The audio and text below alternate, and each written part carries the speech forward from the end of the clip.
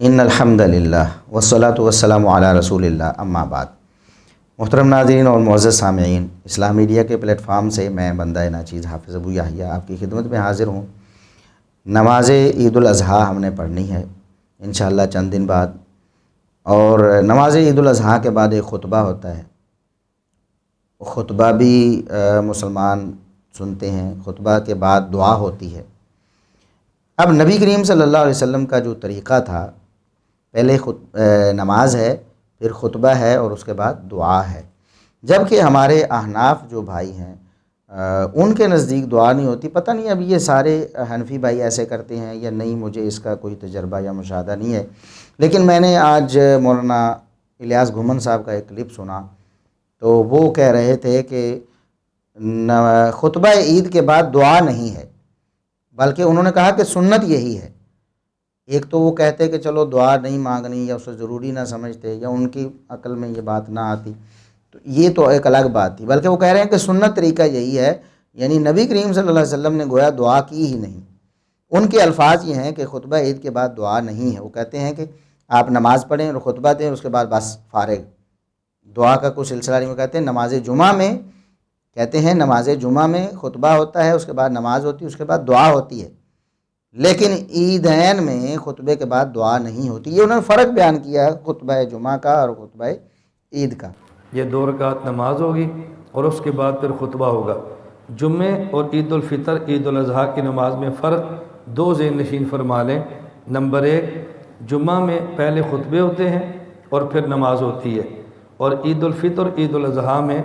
پہلے عید کی نماز ہوگی اور اس کے بعد 2 خطبے ہوں گے۔ خطبہ 2 رکعت جمعہ اور اس کے بعد دعا۔ یہ عیدین کے اندر یہ معاملہ نہیں ہے۔ عیدین میں 2 رکعت نماز پڑھ لی اور اس کے بعد خطبہ پڑھ لیا اور خطبے کے بعد بالکل فارغ ہو گئے۔ سنت طریقہ یہی ہے۔ حالانکہ پہلی بات جو انہوں نے کی کہ خطبہ جمعہ کے بعد نماز جمعہ کے بعد دعا ہوتی ہے، یہ بات حالانکہ نبی کریم صلی اللہ علیہ وسلم کی سنت سے ثابت نہیں ہے کہ نماز جمعہ کے بعد آپ صلی اللہ علیہ وسلم نے کوئی اس طرح کی دعا کی ہو، مشترکہ یا اجتماعی دعا جس طرح کے رواج ہے، اس طرح نہیں کی۔ ہاں کوئی شخص کہہ دیتا ہے مجھے یہ مسئلہ ہے آپ دعا کر دیں، وہ خطبے میں کہہ دے تو خطبے میں کر دیں، وہ نماز کے بعد کہہ دے نماز کے بعد کر دیں، نماز سے پہلے کہہ دے تو نماز سے پہلے کر دیں، کسی وقت بھی، جیسا کہ نبی کریم صلی اللہ علیہ وسلم کی سنت سے ثابت ہے۔ لیکن خطبہ جمعہ کے بعد، نماز جمعہ کے بعد کہنا کہ دعا مانگنا اجتماعی طور پر یہ مسنون ہے یا سنت ہے یا یہ طریقہ ہے اسلام کا، یہ قطعاً غلط ہے۔ ایسی کوئی سنت نبی کریم صلی اللہ علیہ وسلم سے ثابت نہیں ہے۔ تو نماز جمعہ کے بعد دعا ثابت نہیں ہے، اس کو کہتے ہیں کہ یہ مسنون ہے۔ لیکن خطبہ عید کے بعد دعا نبی کریم صلی اللہ علیہ وسلم سے ثابت ہے، بلکہ آپ صلی اللہ علیہ وسلم کا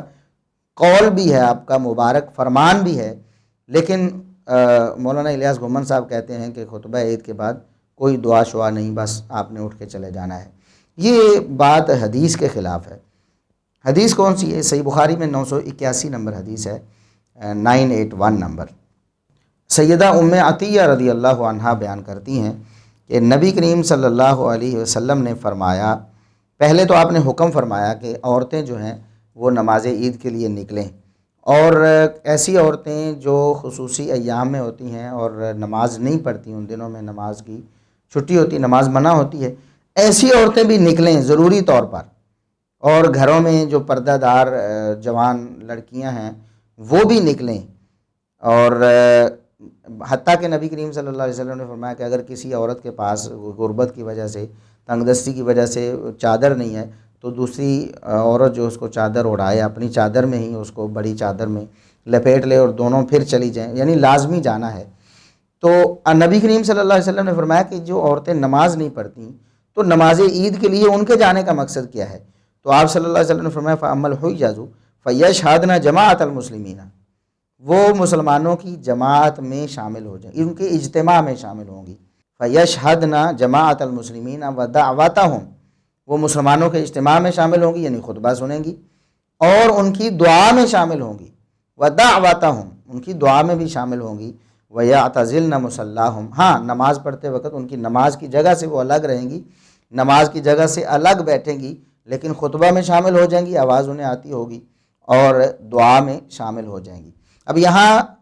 دعوتن کا لفظ ہے، کوئی کہہ سکتا ہے کہ دعوت ان کا معنی چلو دعا بھی ہوتا ہے لیکن واعظ و نصیحت بھی ہو سکتا ہے، لیکن ہم آپ کو ایک صریح حدیث پیش کرتے ہیں، بالکل یہی جو صحیح بخاری کی حدیث تھی صحیح مسلم میں بھی ہے، اس میں بھی یہ الفاظ ہیں وَيَشْهَدْنَ الْخَيْرَ وَدَعْوَةَ الْمُسْلِمِينَ، نماز سے الگ رہیں گی اور خیر کو حاضر ہوں گی، یعنی خطبہ کو حاضر ہوں گی، ودعوت المسلمین، مسلمانوں کی دعا میں حاضر ہوں گی۔ تو میں نے عرض کیا کہ دعوتن کا لفظ چونکہ ایک عام سا لفظ ہے، اس کے کئی معنی ہو سکتے ہیں، کوئی کہہ سکتا ہے کہ دعوتن کا معنی دعا بھی ہوتا ہے، لیکن ایک احتمال یہ بھی ہے کہ دعوتن کا معنی واعظ و نصیحت ہو۔ چلیں ہم مان لیتے ہیں اگر یہاں تک ہوتا تو بات شاید بن جاتی، لیکن سنن کبریٰ بہقی میں یہی حدیث امام بہقی رحمۃ اللہ علیہ جب اپنی سند سے لے کر آئے، جب یہی حدیث صحیح بخاری اور مسلم والی امام بہقی رحمۃ اللہ علیہ نے پیش کی تو اس میں الفاظ کیا ہیں کہ ام عطیہ رضی اللہ عنہا بیان کرتی ہیں کہ فَأَمَّا الْحُجَّةُ فَيَشْهَدْنَ جَمَاعَةَ الْمُسْلِمِينَ وَدُعَاءَهُمْ، کہ جو حیض والی عورتیں ہیں، نبی کریم صلی اللہ علیہ وسلم نے فرمایا کہ انہیں کیوں نکلنے کا حکم دیا گیا کہ وہ حیض والی عورتیں مسلمانوں کے اجتماع میں شامل ہوں گی اور ان کی دعا میں شامل ہوں گی۔ یہ سنن کبریٰ بہقی میں 6238 نمبر حدیث ہے، یعنی 6238 نمبر حدیث ہے، اور یہی صحیح بخاری والی حدیث کو امام بہقی رحمۃ اللہ علیہ نے اپنی سند سے نقل کیا ہے، اور امام بہقی رحمۃ اللہ علیہ اس کے آخر میں فرماتے بھی ہیں اخرجہ البخاری فی صحیح عن محمد بن المثنى عن ابن ابی عدی عن ابن عون، کہ عبداللہ بن عون سے میں نے یہ حدیث بیان کی ہے، میرے جو عبداللہ بن عون سے بیان کرنے والے میری سند میں راوی عبد الوہاب ہیں، امام بخاری رحمۃ اللہ علیہ نے عبداللہ بن عون سے ابن ابی عدی والی روایت نقل کی ہے، یعنی سند امام بخاری رحمۃ اللہ علیہ کی اور ہے، کچھ سند کا کچھ ٹکڑا، یعنی پیچھے جو ٹکڑا ہے ابن عون سے وہ امام بخاری رحمہ اللہ کا اور ہے، میرا اور ہے، لیکن یہی حدیث ہے امام بخاری رحمۃ اللہ علیہ نے صحیح بخاری میں پیش کی، تو امام بہقی رحمۃ اللہ علیہ نے وہی اپنی سند سے پیش کی، تو اس میں دعوتن کی تفسیر، تو الاحادیث تفسر بعضها بعضا، احادیث ایک دوسرے کی تفسیر کرتی ہیں، تو دعوتن کا جو لفظ آیا تھا صحیح بخاری وغیرہ میں، تو امام بہقی رحمۃ اللہ علیہ نے اپنی سند سے جب نقل کیا تو اس حدیث میں یہ الفاظ آ گئے کہ وَدُعَاءَهُمْ، کہ دعوت المسلمین سے مراد دعاء المسلمین ہے، کہ مسلمانوں کا خطبہ بھی سنیں گی اور مسلمانوں کی دعا میں بھی شامل ہو جائیں گی۔ تو ایسی عورتیں نماز نہیں پڑھ سکتی جو ایام مخصوصہ میں ہوں، لیکن دعا تو کر سکتی ہیں۔ تو دعا کرنا یہ نبی کریم صلی اللہ علیہ وسلم کا طریقہ ہے۔ مسنون طریقہ یہ ہے کہ نماز عید میں جب اجتماع ہوتا ہے